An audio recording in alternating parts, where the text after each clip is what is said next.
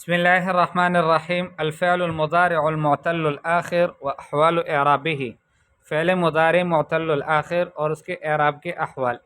دیکھیں، آپ کو معلوم ہے کہ فعل مضارع صرف دو حالتوں میں مبنی ہے، باقی ان دو حالتوں کے علاوہ فعل مضارع معرب ہے۔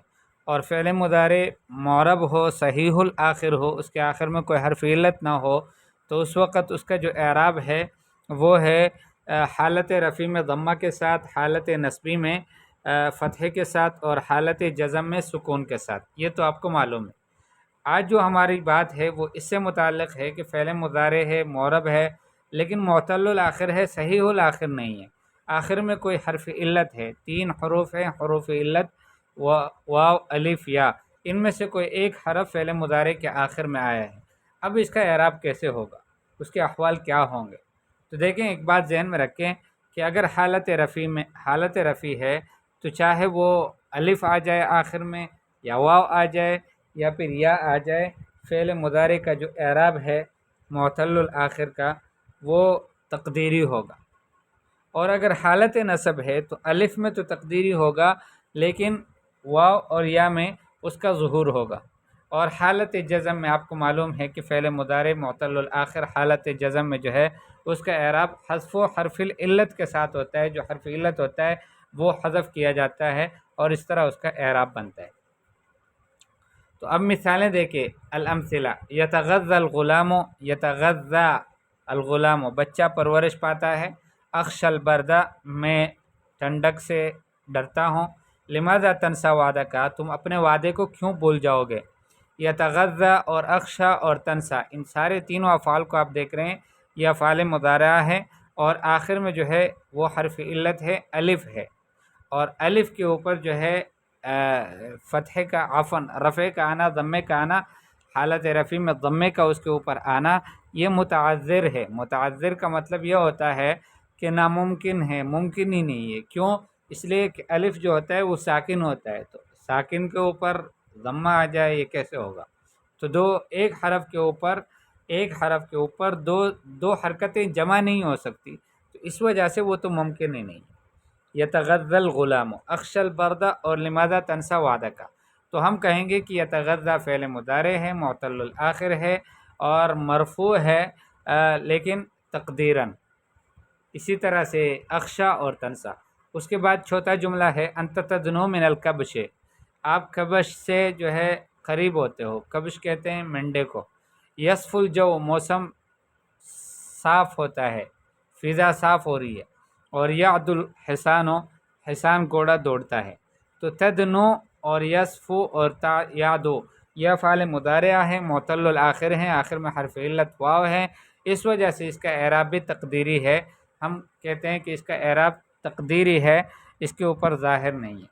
اچھا، اس کے اوپر واو اس کے اوپر جو ہے وہ کیوں ظاہر نہیں ہے؟ اس لیے ظاہر نہیں ہے کہ متعذر تو نہیں ہے، لیکن ثقیل ہے، مشکل ہے۔ اگر ہم پڑھیں کہ انت تدنو من الکبش یصف الجو اور یعدو الحصان عفوا، تو یہ تھوڑا مشکل لگے گا، ثقیل ہوگا، تو اس وجہ سے اس کو بھی، اس کا اعراب بھی علماء نے کہا کہ اس کا اعراب بھی جو ہے وہ تقدیری ہے۔ اچھا، اس کے بعد والے جملے میں دیکھو، یہ بھی حالت رفع ہے۔ اشتہی الطعام، میں کھانے کی اشتہا کرتا ہوں، خواہش رکھتا ہوں۔ یجری الماء، پانی بہتا ہے۔ اور یعوی الذئب، ذئب جو ہے بھیڑیا، وہ بھونکتا ہے، وہ جو آوازیں نکالتا ہے۔ تو اشتہی یہ فعل مضارع ہیں، اور آخر میں حرف علت یا ہے۔ یجری آخر میں حرف علت یا ہے، اور یعوی اس کے آخر میں بھی حرف علت یا ہے۔ تو اب اس کے اوپر بھی جو ہے وہ اعراب جو ہے اس کا، یہ حالت رفع میں ہے، ظاہر بات ہے اس کے اوپر ضمہ آنا چاہیے تھا، لیکن نہیں آیا، اس لیے کہ اس کا اعراب جو ہے وہ تقدیراً ہے، تقدیری اعراب ہے اس کا، بظاہر نہیں نظر آتا۔ اور تقدیری کیوں ہے؟ اس لیے کہ اس کے اوپر بھی ضمے کا اظہار تھوڑا ثقیل ہے۔ اگر ہم کہیں کہ اشتہی الطعام اور یجری الماء اور یعوی الذئب، تو مشکل لگے گا، اس وجہ سے اس کے اوپر بھی اعراب جو ہے تقدیری بتایا گیا، اور اس کے اوپر لایا نہیں گیا۔ یہ آپ کے سامنے آ گئے جو ہے وہ حالت رفع کی مثالیں۔ اس کے بعد ابھی دیکھ لیں حالت نصبی کی مثالیں۔ اود ان یتغذی الغلام، میں نے آپ کو بتایا تھا کہ حالت نصبی میں صرف الف کے اوپر جو ہے اعراب تقدیری ہے، باقی دو حالتوں میں واو اور یا کے اوپر جو ہے وہ اعراب تقدیری نہیں ہے بلکہ لفظی ہے۔ اود ان یتغذى الغلام، میں چاہتا ہوں کہ غلام پرورش پائے۔ یجب ان اخشى البرد، ضروری ہے کہ میں سردی سے بچوں اور اسے ڈروں۔ لن تنسا وعدہ کا، تم ہرگز اپنے وعدے کو بھولو گے نہیں۔ تو تنسا وہ پہلے والے کی طرح ہی ہے بالکل، اور اس کا اعراب جو ہے وہ تقدیری ہے۔ اخاف ان ادنو من الکبش، اب دیکھو یہاں پر جو ہے واو ہے، تو واو کے اوپر تدنو میں آخر میں واو ہے، تو اس واو کے اوپر جو ہے حالت نصبی میں اعراب ظاہری ہوگا۔ تو اخاف، میں ڈرتا ہوں، ان تدنو من الکبش، کہ آپ کبش سے قریب ہو جاؤ گے۔ تو ان حرف نصب داخل ہوا ہے تدنو فعل مضارع پر، تو اب جو ہے وہ فعل مضارع معرب ہے اور منصوب ہے، اور نصب کی علامت فتحہ ہے جو آخر میں ظاہر ہے۔ یسرنی ان یصفو الجو، مجھے خوش کر دے گا کہ موسم صاف ہو جائے۔ لن یعدو الحصان، گھوڑا ہرگز نہیں دوڑے گا۔ ٹھیک ہے، تو یعدوا آپ کے سامنے ہے کہ یعدوا اور یصفوا اور تدنوا یہ افعال مضارعہ ہے، ان سے پہلے ان حرف نصب آیا ہے جس کی وجہ سے یہ جو ہے منصوب ہے، اور آپ کے سامنے ہے کہ اس کے اوپر اس کا جو اعراب ہے وہ فتحہ لفظی کے ساتھ ہے۔ اچھا، یا کے اوپر بھی ہم نے کہا تھا کہ اس کا اعراب صحیح آئے گا، بالکل اسی طرح سے صاف صاف آئے گا۔ لن اشتہی الطعام، میں ہرگز کھانے کی اشتہا نہیں کروں گا۔ احب ان یجری الماء، میں چاہتا ہوں کہ پانی دوڑے، پانی بہے، عفواً۔ لن یعوی الذئب، بھیڑیا جو ہے وہ ہرگز آوازیں نہیں نکالے گا۔ تو اشتہیا اور یجریہ اور یعویہ آپ کے سامنے ہے کہ یہ افعال مضارعہ ہے اور معتلۃ الآخر ہیں، لیکن حالت نصبی مواقع ہیں، اس وجہ سے یا کے اوپر جو ہے اس کا اعراب فتحہ لفظی کے ساتھ ہے۔ اب آپ کے سامنے مثالیں آ رہی ہیں کس چیز کے؟ جزم کی، حالت جزم میں۔ حالت جزم میں ہم نے بتایا تھا آپ کو کہ اس میں جو اس کا اعراب ہے وہ ہے حذف حرف العلت کے ساتھ۔ لم یتغذى الغلام، غلام نے غذا حاصل نہیں کی، تو یتغذى تھا نا، الف کے ساتھ تھا، تو وہ جو الف تھا حرف علت اس کو اڑا دیا لم جازمہ نے۔ لم اخشى البرد، میں ٹھنڈک سے نہیں ڈرتا۔ لا تنس وعدک، تم اپنے وعدے کو نہ بولو۔ لا تدن من الکبش، لم یصف الجو، تم مینڈے سے قریب نہ جاؤ، موسم جو ہے وہ صاف نہیں ہوا۔ لم یعد الحصان، گھوڑا دوڑا نہیں۔ لم اشتہی الطعام، میں کھانے کی اشتہا نہیں رکھا۔ لم یجری الماء، پانی بہا نہیں۔ لم یعوی الذئب، بھیڑیے نے آوازیں نہیں نکالی۔ تو آپ کے سامنے ہے کہ حروف علت جو ہے حالت جزم میں پھر حذف ہو جاتے ہیں۔ اللہ کرے آپ کو یہ بات سمجھ میں آ گئی ہو، میرا یہ سبق عفواً۔ انظر الى الافعال المضارعات التسعة في القسم الاول، 9 افعال مضارعہ کو دیکھو پہلی قسم میں، تجدها جميعا معتلۃ الآخر، آپ اس کو سب کو پاؤ گے کہ وہ معتلۃ الآخر ہے۔ الثلاثة الاولى منها بالالف، پہلے والی 3 الف سے ہیں، والثلاثة الثانية بالواو، اور دوسری جو 3 ہیں وہ واو سے ہیں، والثلاثة الأخيرة بالياء، اور آخری جو 3 ہیں وہ یا سے ہیں۔ وتجدها جميعا معربا، سب کو آپ معرب ہی پاؤ گے، کیوں؟ لخلوها من نوني التوکید والاناث، اس لیے کہ یہ خالی ہے نون تاکید اور اناث سے۔ نونی توکید کا مطلب ہے کہ توکید کے دونوں نونوں سے، نہ نون ثقیلہ ہے اور نہ نون خفیفہ ہے۔ والاناث، اور اناث مؤنث کا جو نون ہے وہ بھی نہیں ہے۔ وجميعها مرفوعہ، اور سب کے سب مرفوع ہیں، کیوں؟ لخلوها من ادوات النصب والجزم، اس کے خالی ہونے کی وجہ سے کہ یہ خالی ہے ادوات نصب اور جزم سے۔ ولكن ما السبب في عدم ظهور الضمہ، بھائی کیا سبب ہے، پھر کیا وجہ ہے کہ ضمہ ظاہر نہیں ہو رہا؟ التي هي علامت الرفع في اواخرها، جو کہ رفع کی علامت ہے ان افعال کے اواخر میں، ظاہر کیوں نہیں ہو رہا؟ السبب ان آخر كل فعل من هذه الافعال حرف علہ، سبب یہ ہے کہ ہر فعل کا ان افعال میں سے آخر جو ہے وہ حرف علت ہے۔ وحرف العلت ان كان الفا، اور حرف علت اگر الف ہو تو تعذر ظہور الضمۃ علیہ، اس پر ضمے کا ظہور متعذر ہوگا۔ وان كان واوا او یاء، اور اس کی وجہ میں نے آپ کو بتا دی تھی کہ ایک حرف کے اوپر 2 حرکتیں جمع نہیں ہو سکتی، ایک تو ساکن ہے الف خود سے، اور اس کے اوپر جو ہے ضمے کو بھی لایا جائے تو کیسے ہو گیا؟ وان كان واوا او یاء كان ضمه مستثقلا، اور اگر واو اور یا ہو تو اس کا ضمہ مستثقل ہوگا۔ تھوڑا اس کو باری سمجھا جائے گا، اس وجہ سے نہیں آئے گا۔ وَلِذَلِكَ لَمْ يَكُنْ هُنَاكَ بُدٌّ مِّن بَقَاءِ حرف العلت ساکنا، تو اس وجہ سے وہاں پر حرف علت کو ایسی ہی ساکن رہنے سے خلاصی نہیں تھی، وتقدیر الضمۃ علیہ، اور اس پر ضمے کو مقدر ماننے سے، فی جمیع الاحوال، تمام احوال میں۔